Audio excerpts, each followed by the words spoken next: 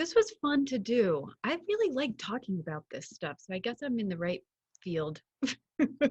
um, so, like I said, if anyone wants to have more conversations, it's fun to have the conversations as a group, but I'm also happy to meet in person. So I first had my title as, founder and CVO. I joked with Kate the other day that I'm the Chief Visionary Officer, which I think is a term that's kind of coming to the forefront, this idea that there are business owners or people designated to really sort of be visionary with regard to the development and mission and sense of purpose of their organization. But I'm really excited to talk to you guys today about business of therapy. And as I mentioned to Yoon, when I was in graduate school, I didn't get any exposure to what it meant to run a business. And frankly, I think it would have been really overwhelming to learn that at that time when I was just still trying to wrap my head around getting my PhD.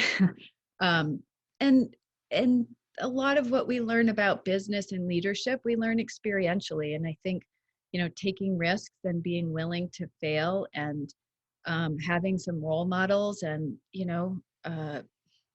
just being open to possibilities goes a long way. But I do think it's super helpful when you have a mentor and where you know where to go to look for help. So some of what I'll talk to you today about is really like, where can you go for more information about the nuts and bolts if anything strikes you as something you want to learn more about.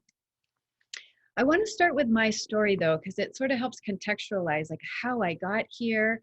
And I think one of the benefits of being further along in my career is that when I look back, there really is a story. And I feel like what I'm doing makes a lot of sense based on kind of the accumulation of all of my experiences and interests and also just who I am as a person. So as I'm telling you my story, it's good to just be reflective about some of your beliefs and values and your personality and things that you're interested in, because ultimately I think it's who you are as a person that guides you toward any particular endeavor.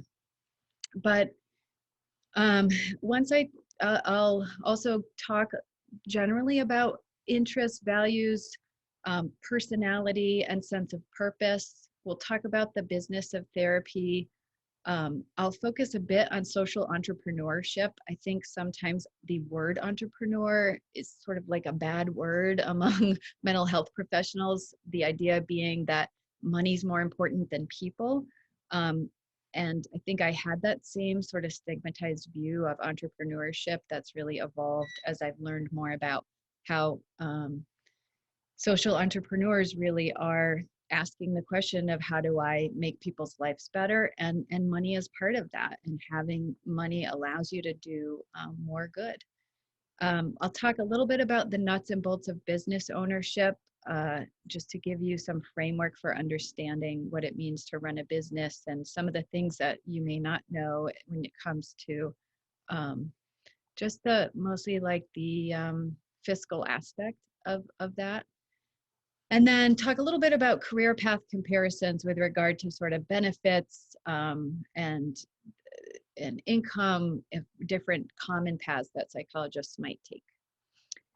So in terms of my story, this is kind of just so I don't leave anything out, but I wanted to start with actually Angela Duckworth, who is a psychologist, I think at Stanford. She might have studied with Martin Seligman. Developed this theory of grit. And grit is really passion and perseverance over time. But if I think about sort of my approach to life and all of the messages I got, I guess, growing up, was sort of like, you work hard for anything in life. And I think I really internalized that, and I've always saw myself more than anything as a person with grit. And I just feel really lucky that in terms of passion, I found psychology pretty early. Like I was a psychology major at the age of 18. And I think, well, I just am one of those lucky people that happened to choose a major that really made sense for me. I was always very interested in it, excited about learning. I wanted to read psychology books when I didn't have to read them. And that tells you something, right? When you feel motivated to do something that's not required of you. It comes from a place of passion. And the perseverance is, over time, being willing to try things and learn from your experiences and not giving up and appreciating the challenge as part of growth, that failure is part of success. And so I think that's a thread that runs through the work I've done, but also comes up again when I talk about kind of my own vision for Psychology Specialists of Maine. So I went to the University of Maryland, College Park. I was in a counseling psychology PhD program. Maryland is known as a very, I put scientist in bold, scientist practitioner. All of my mentors really valued academic career paths, really valued contributing to the science of counseling psychology through research. So in some ways, I felt when I entered that program like a little bit of an imposter. I was like hiding the fact that I felt more oriented toward clinical work than I did academic work, although I really embraced the program. While I was at College Park, I did do extra externships, just because, again, that was my passion. I was really wanting to learn about and become a really skilled clinician. But I did get really strong training in research and teaching as well.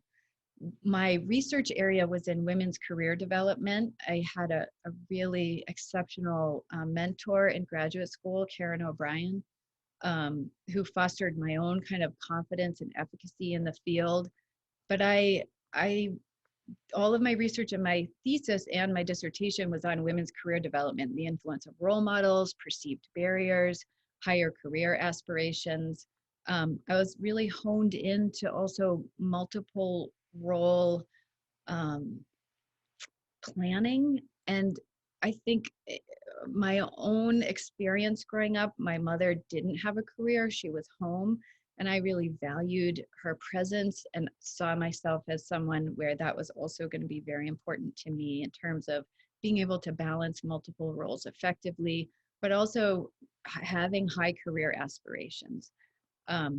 So that was kind of a strong thread. And I was also just very interested in career development, and part of counseling psychology is training in vocational psychology and development. And so coming out of graduate school, I was pretty oriented in doing a lot of career counseling, but also interpersonally oriented therapy. I would have said to you on my internship that my career goal was to be the director of a university counseling center, probably a large university counseling center at an R1 university where a lot of the staff would be teaching graduate level courses and also seeing clients. And I felt was going to be a very good fit for me. I had this inkling even as an intern that I was interested in administration on some level, which I think just comes from my personality, which I'll get at a little bit later.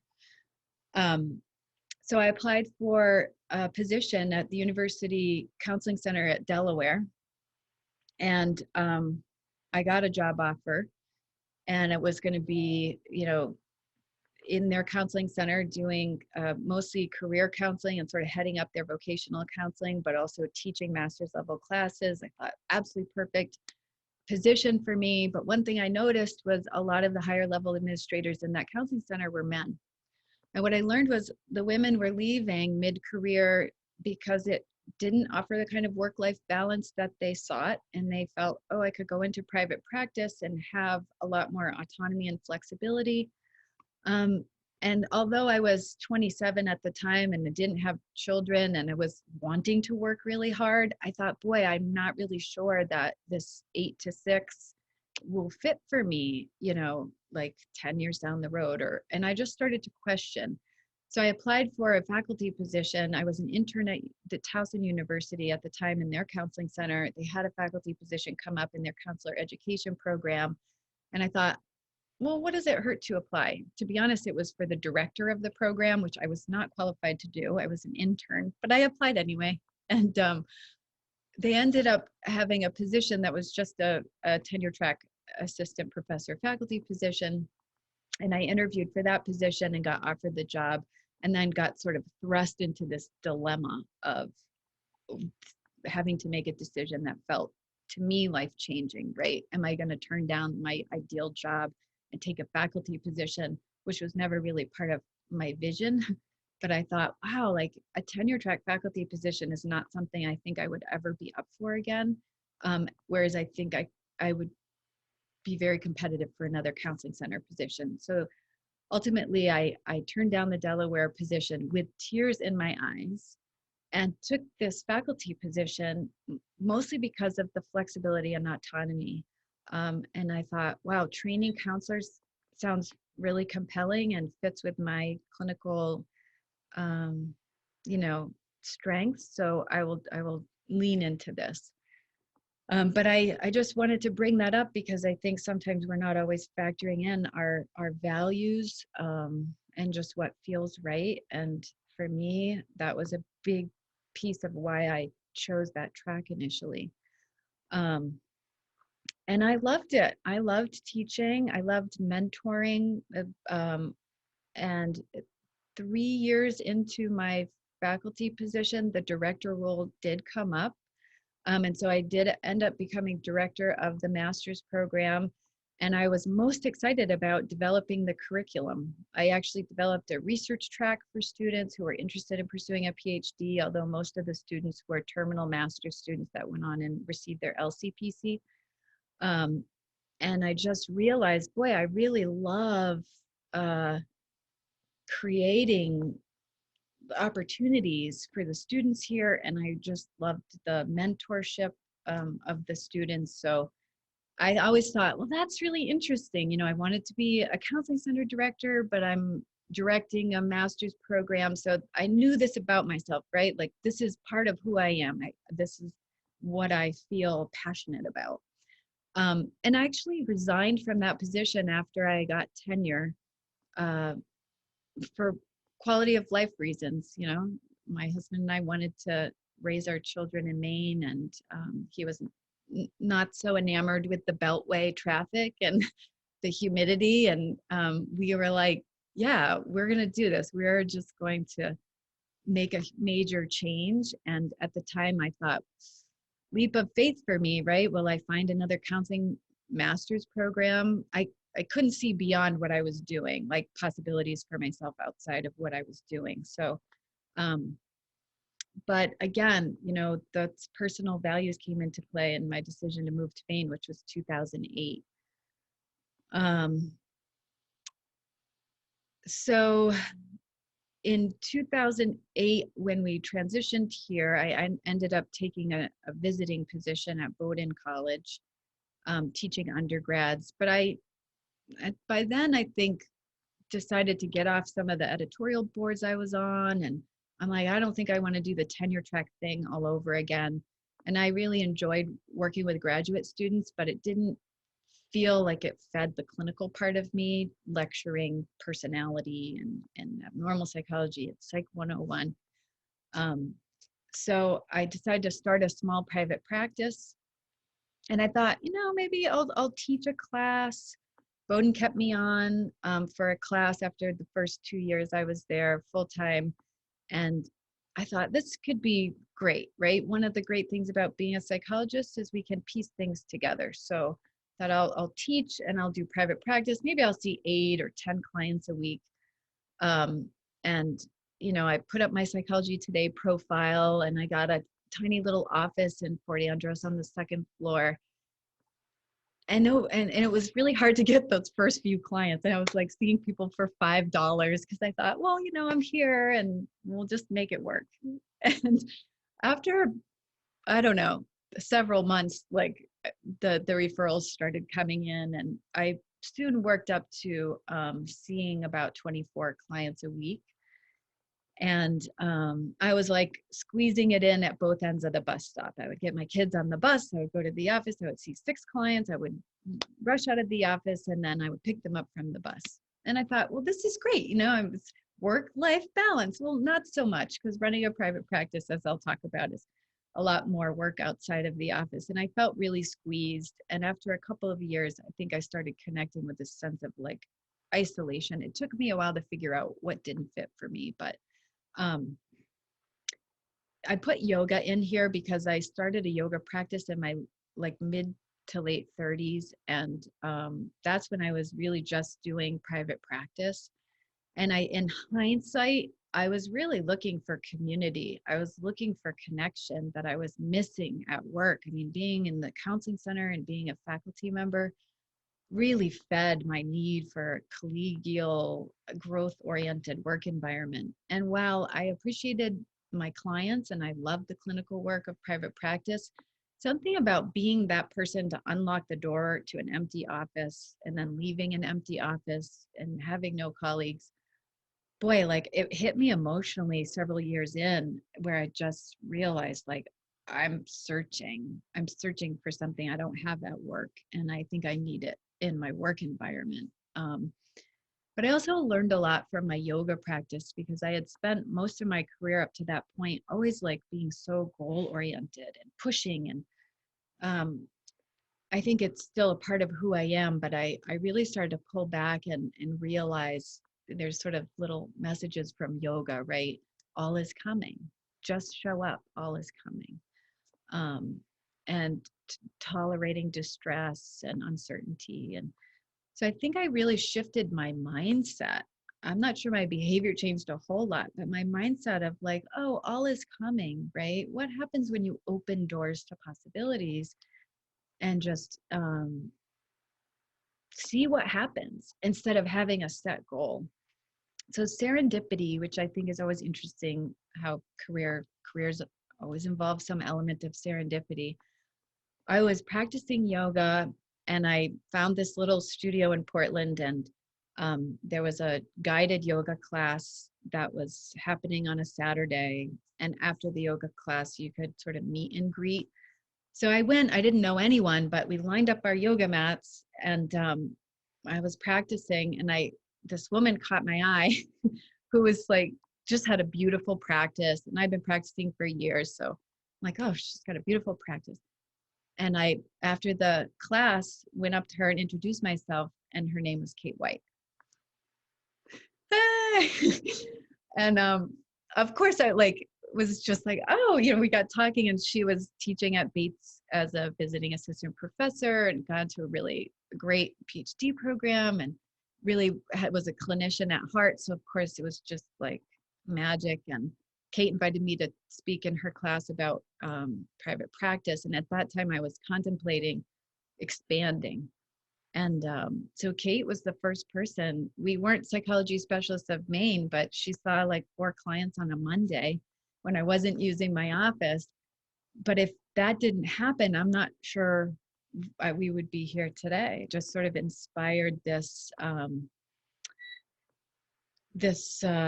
vision. And I think a lot of it came from the back to the scientist practitioner, an appreciation for the research and the science of psychology, the credibility I think that comes with having a solid, background as an academic, and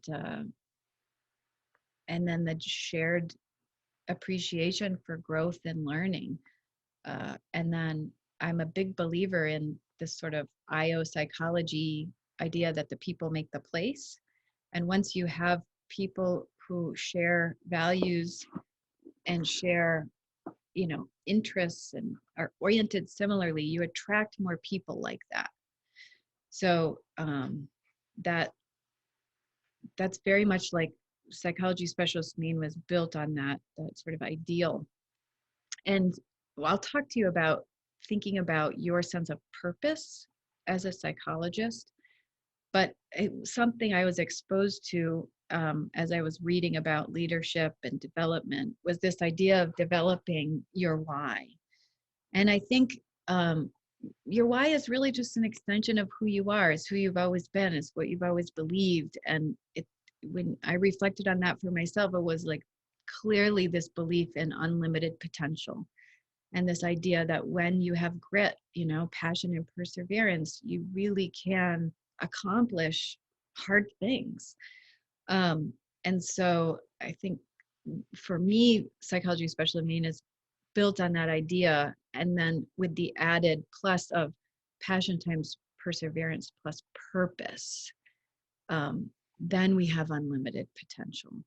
And so I'll talk a little bit about, I actually focus way more on developing a work culture based on my appreciation for work-life balance and career development and growth.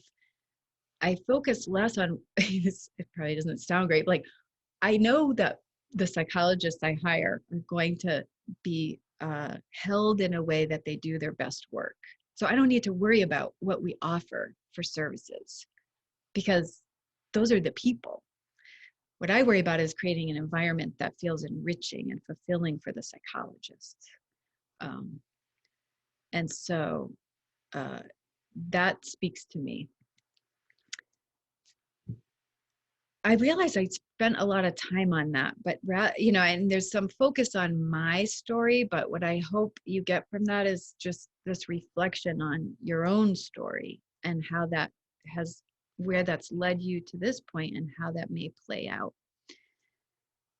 Any questions before I transition? Okay, just taking it in. So this is sort of created by me. So I like to cite other people, but this was just my own thinking for the most part. So take it for what it is. But I was thinking about, okay, are you an entrepreneur, a business owner, or an employee? And I thought about that in terms of sort of interests and values and what speaks to you. But I want to just introduce you to my thinking about what each of these are. I would never have said I'm an entrepreneur, but I think I'm starting to understand what it means to be an entrepreneur, a social entrepreneur, and I think a person who is an entrepreneur is willing to take risks. In a sense, there's no map for an entrepreneur. There may be a compass, but you are identifying a problem that needs to be solved, and you are creating a sort of a template, if you will. So if you think about this question of, boy, what can I do to make someone's life better in any area of life? And you've identified a problem and then you come up with a solution, then you're willing to kind of show up and take risks to create that, then that's entrepreneurship. I think entrepreneurs are pretty smart and strategic about how to solve problems, but also building sustainable systems that are that can be replicated. So being a business owner, starting a private practice, is entrepreneurial, but you learn from others, right? You can be a business owner and say, there's a template out there, it's been done hundreds of thousands of times. I'm going to figure out what people do and essentially do the same thing, and I'm going to start a business. And I think that being a business owner is great for people who really crave autonomy, want to be their own boss, really like it. Managing and growing a business sounds appealing to you. You're not afraid of administrative responsibilities. And I think in private practice in psychology, especially in a state like Maine, working alone a fair amount is going to be part of it.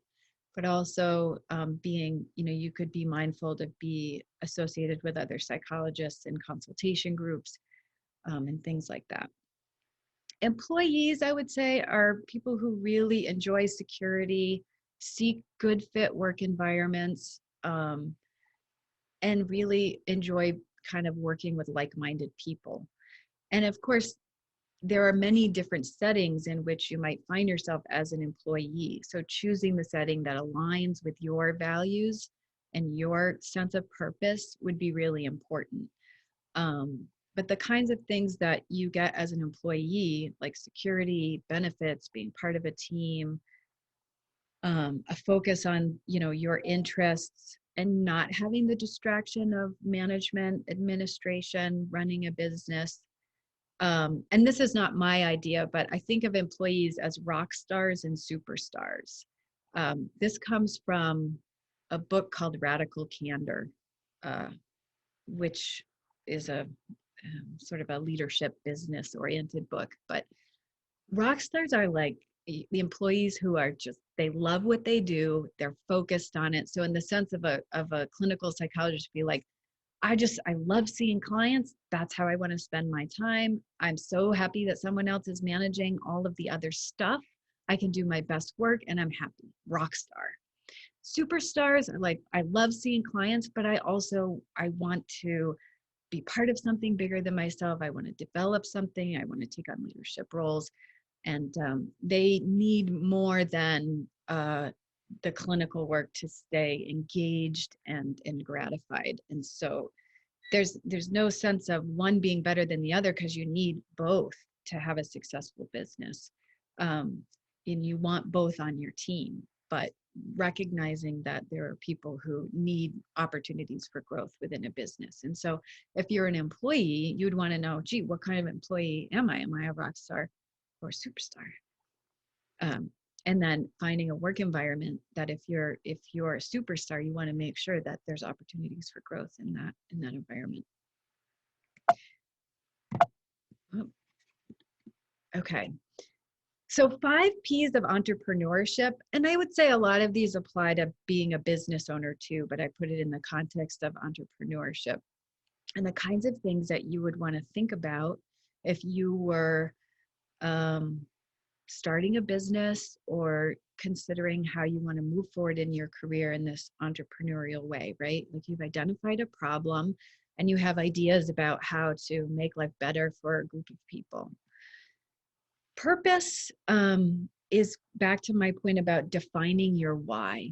What is it that drives you, that would get you up in the morning to really want to do your work? And I think there's nothing greater in life, apart from satisfying relationships, I will say, that is than finding a career that really aligns with your sense of purpose, or creating work that essentially doesn't feel like work because it's an extension of who you are. It's how you want to spend your time. It's a reflection of your values and beliefs. So this idea of like having a just cause is really important in terms of kind of connecting with that sense of passion. So knowing your purpose, and again, we could have a whole day long work around, knowing your purpose, but I think sometimes we can overcomplicate it if we start thinking about it as out here instead of really just reflecting on what's already in here.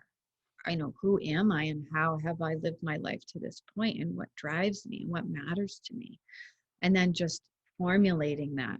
And so, for me, I mentioned it was belief in unlimited potential, which, I think I'd always sort of used as a way of thinking about my own personal growth, but then extending that to belief in the unlimited potential of people that I come in contact with, and that belief in the unlimited potential of other psychologists and the ways in which they can grow and contribute.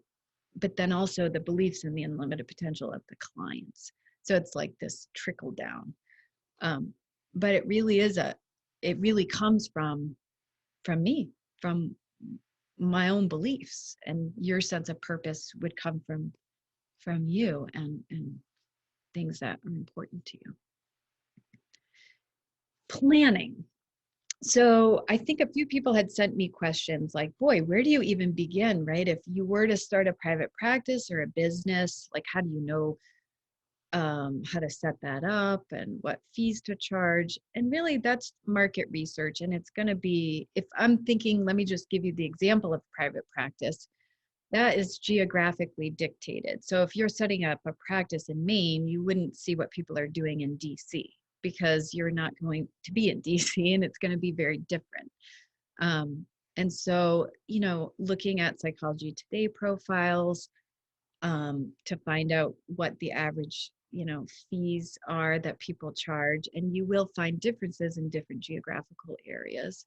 Talking to people about who have had successful private practices, there's a lot of consultants. In fact, over the past 10 years, there's been an explosion of people who consult on starting and growing private practices for therapy. You'll find podcast after podcast and websites and lots of free information, and if you found yourself in a position where you thought it would be helpful to pay a consultant, then that's an option as well, to have somebody who can coach you and really provide information about anything that you want to know. I'm not a believer in reinventing the wheel, and especially when it comes to private practice, you shouldn't be reinventing the wheel. People are doing it really well, and you go and you find resources and you use everything that's available to you and tweak it. No sense in wasting your time doing that all over again.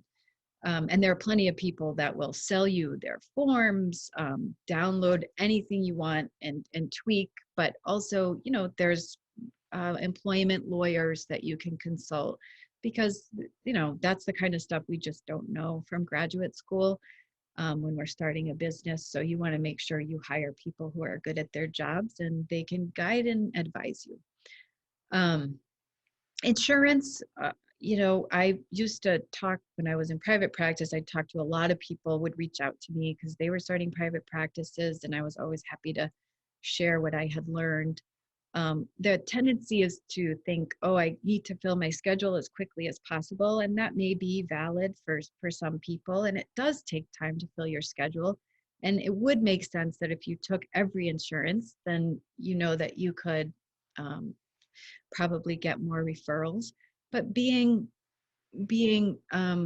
judicious and wise about the insurance panels you sign on for is important, because there's great variability with regard to reimbursement rates.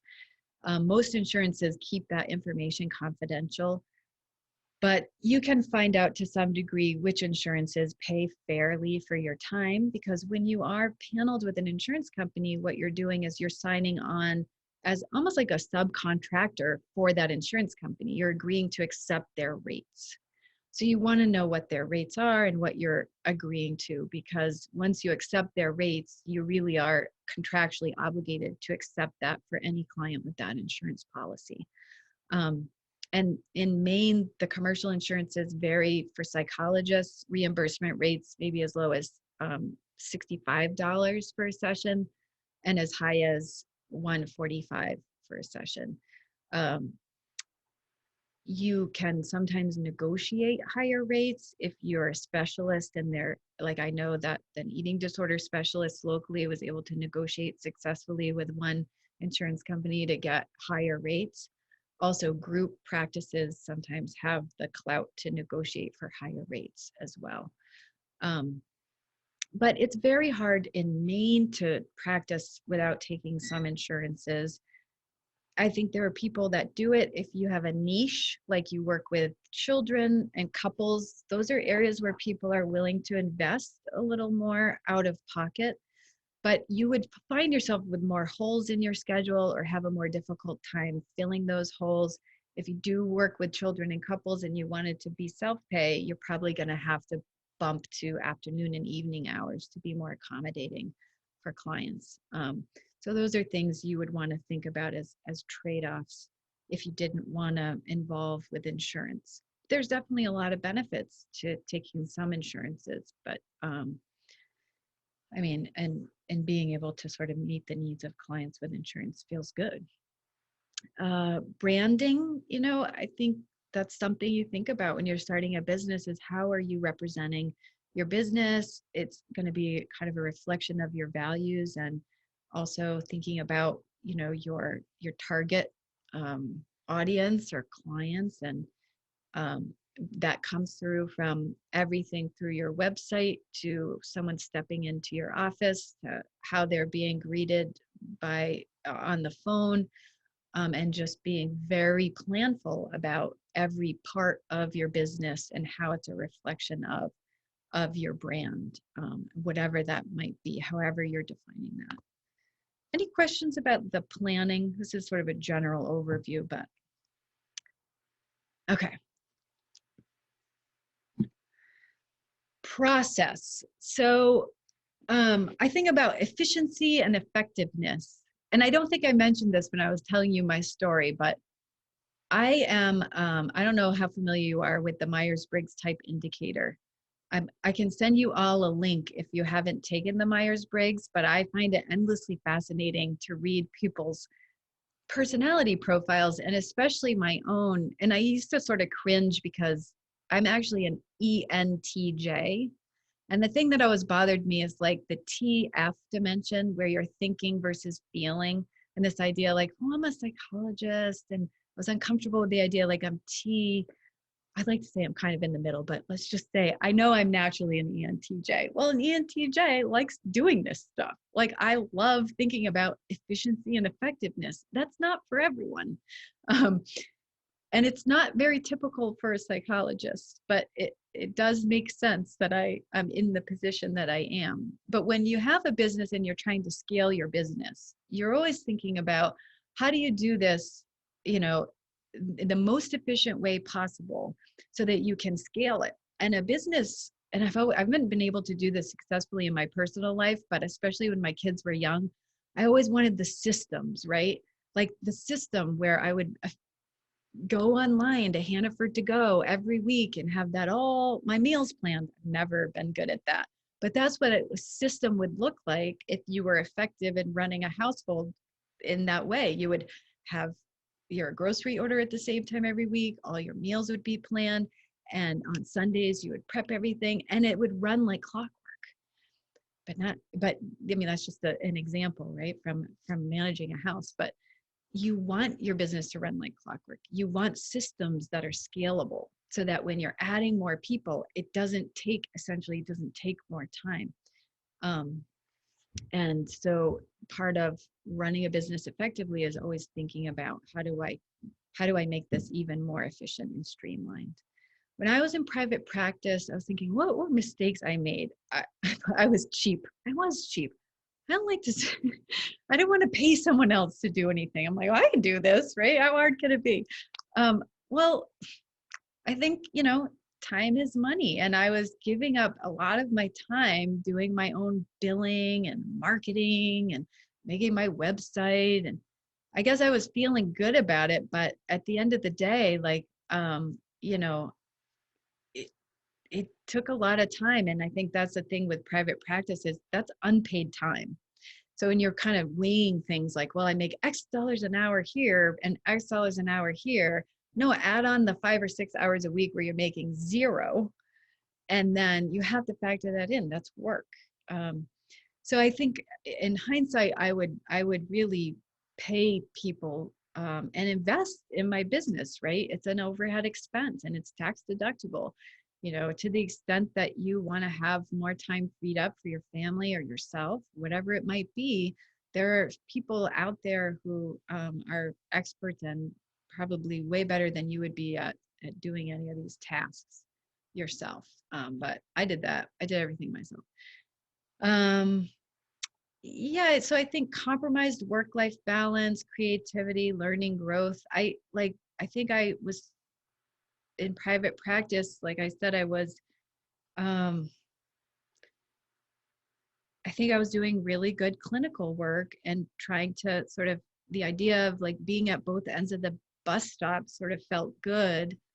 But yeah, at the same time, like I stopped going to APA, I stopped going to conferences. I didn't do much continuing education because I didn't have time to get out from under just being home and then being with clients all day and then being home. It's like, when do I get to sort of stop and think about the big picture and areas where I might want to kind of grow? And I think part of that too is developmentally, raising young kids and being a woman. I think their burden does tend to fall where you see historically women's careers coming a little bit at a standstill during a period of time where their kids are young.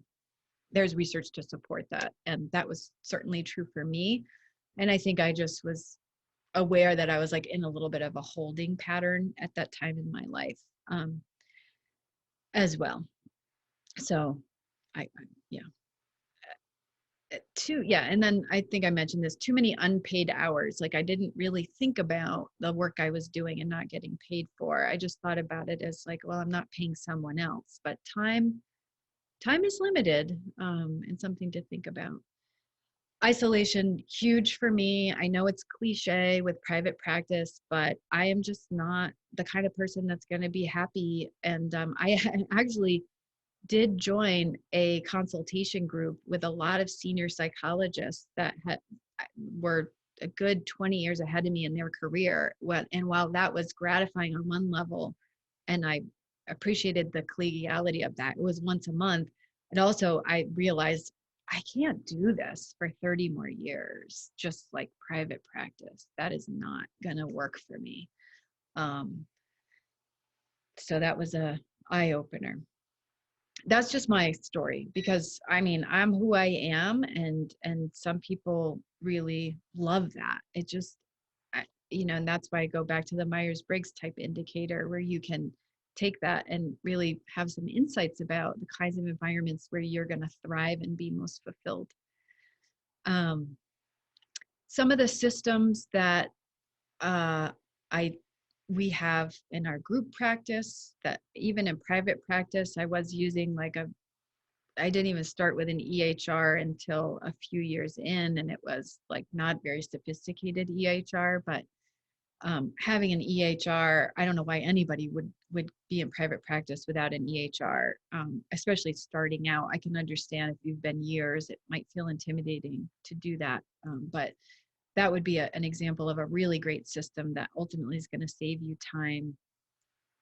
Intake process, like going paperless. We didn't start PSM paperless. It's only been just like 2 years, maybe less than 2 years, that we've had intake queue. But that's saved a lot of time and made things like way more efficient, and is actually really necessary at this point. But marketing, any onboarding, there's always a better, quicker, easier way to do things, and I like thinking about that stuff. Because any business you would have, and this probably pertains more to groups than private practice, but you want to make it scalable. So the idea of growing doesn't feel burdensome. It feels like everything just sort of gets filtered into the systems that exist. And then the only where you have to add is more administration, a larger administrative team, because more people is going to require more resources. And, that's where in a business, you have to spend money to make money. If you're growing, sometimes the additional revenue is going to go right back into your business to support your mission. So talking a little bit about profit, I came up with these psychologically related headlines, right? So know the facts. So when you're running a business, you're collecting money. And if you think about private practice, the money you're collecting is the money from insurance companies and clients. That's probably it for most people in private practice. Either clients are paying you directly, they're paying you a copay, or insurance companies are reimbursing you. So the top line revenue is your gross revenue. Every dollar you get and you put into the bank is gross revenue. That isn't how much money you make, because you have expenses, and you have a lot of expenses. So we'll talk about what some of those expenses are. But anything you spend to support your business is considered overhead expense, and it comes out of that gross revenue number, and that's your bottom line revenue. That's your net revenue. And that is the number that would be used, for example, for federal and state income tax. So you're going to pay tax on that net revenue number.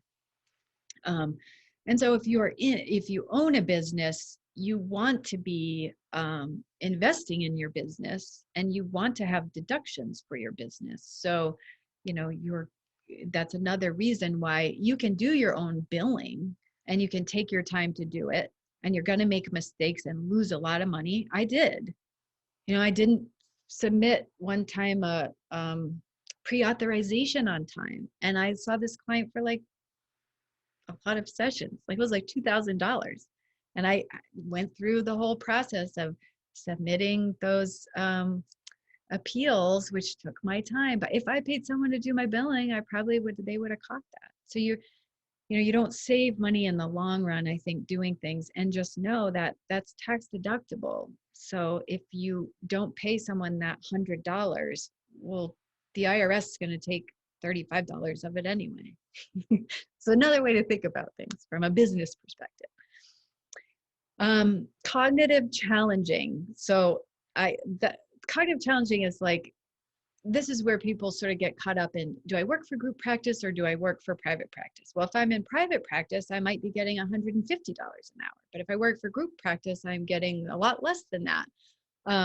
But if you work for private practice, you're also spending a lot of time unpaid running your business.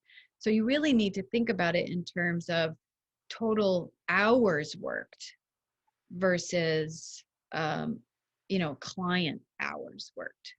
Because if you're in a group, for example, you're not going to be spending a lot of time marketing and calling clients back and doing intake scheduling and putting all the data in, all the things that are kind of done for you. So that's the different way of looking at that. And the same with, let's say you have a hospital position. I won't give a specific, but like people in a certain administrative position might be working 55 hours a week with a salary of $100,000. Well, and then, so if they think about how much they make per hour, it's going to be very different than thinking of making $100,000 seeing, 28 clients a week. Maybe you take a little pay cut, but it's very, per hour. So if you think about your time that way, it changes the way you might choose to spend it. Self-limiting beliefs, really common for mental health professionals because we're the helpers. We don't want to create problems. We want to help problems. And it can be very hard to run a business if you have a difficulty collecting money. I've known people who have failed at private practice just because they couldn't take the client's money. But so that's something that's important, but also recognizing your worth and your value.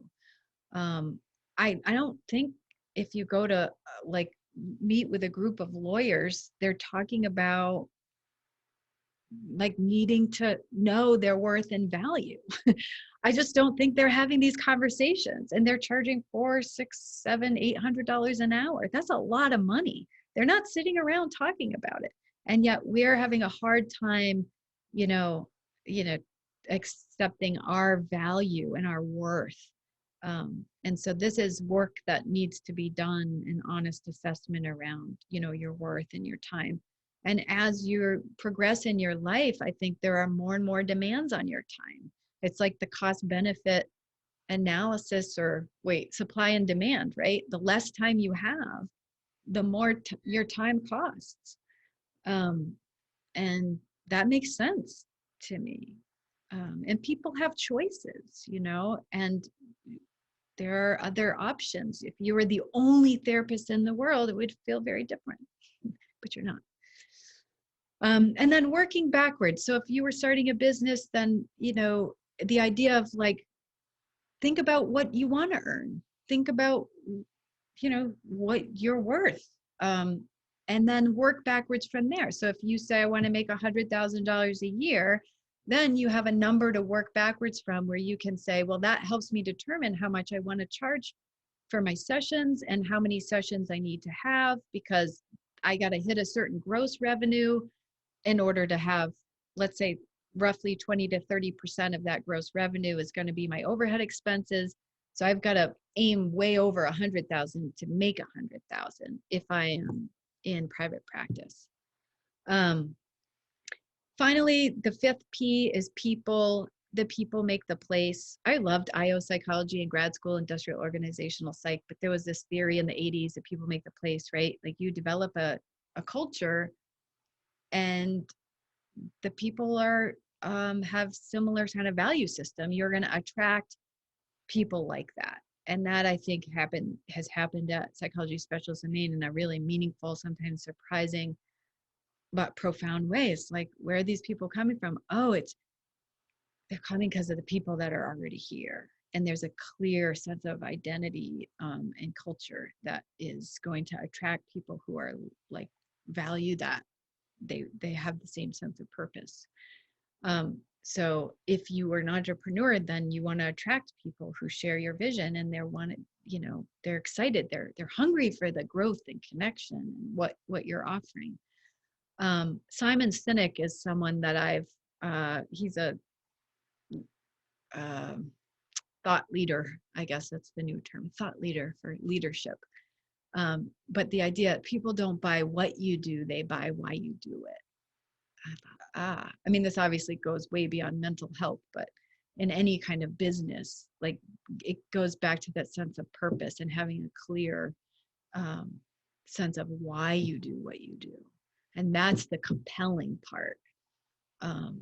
It's not what you do, because I mean, we could talk about this too, just group practices are not all equal.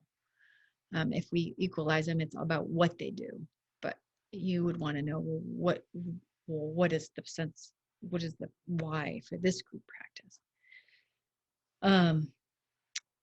Your potential is limited by a factor of one and becomes unlimited when you're part of a team. I experienced that. When I was in private practice, I was just seeing clients and leaving at the end of the day. I didn't feel like I was making a major contribution. I didn't feel like I was part of something bigger than myself. I could sort of rationalize that, and like I was really helping the clients with whom I worked. But boy, like I wasn't fulfilling my sense of purpose of having unlimited potential. And I was fantasizing about all kinds of things, like starting yoga studios. I mean, like I needed to do something, and it wasn't going to feel fulfilled. I realized we are like coming right up against one. So I want to just introduce you to the rest of the slides, and then we can talk about whether there's more time to delve into this. This is the nuts and bolts part. As I mentioned, let me just bump ahead, because at the end, I give you a couple of links where you can find podcasts and information. These are practice of the practice and abundance, she calls it abundance, practice building. But I'll just give you a sense. When I talk about overhead, the kinds of things that are going to cost you when you're running a business, right? The stuff we know, office lease, utilities, phone, fax, internet, EHR, standard, right? But then, your liability insurance, business insurance, you'd want to have a business lawyer, not just to help you set up an LLC, but to kind of consult as needed. Marketing, of course, you have a website, SEO, if you have Psychology Today, blogs, social media, you can spend money on all of that. CEU, licensure dues, professional dues, all those things are tax deductible. They come off your gross revenue. Bookkeeping, accounting, billing, credit card fees. Like right now, we're 100% credit cards, 3% gone. Those credit card companies. Sometimes more than that. Sometimes you can negotiate with credit card companies. So, that's something you might not think about. Business travel, business meals. This is a thing, self-employment business taxes. When you're an employee, your employer is paying an additional 8% approximately on top of what they pay you for unemployment, Social Security, disability. It's just something employers do, and it goes right in. So at 8% on the dollar, they're contributing. If you're in private practice, you're considered self-employed. You're not on a payroll per se, but the IRS is going to want that additional 8% from you. So it's why private practice, you're paying a bit more higher taxes than you would if you were an employee. But you're going to just factor that in as part of your overhead. So it'll come off your gross revenue when you're thinking about, your end bottom line revenue.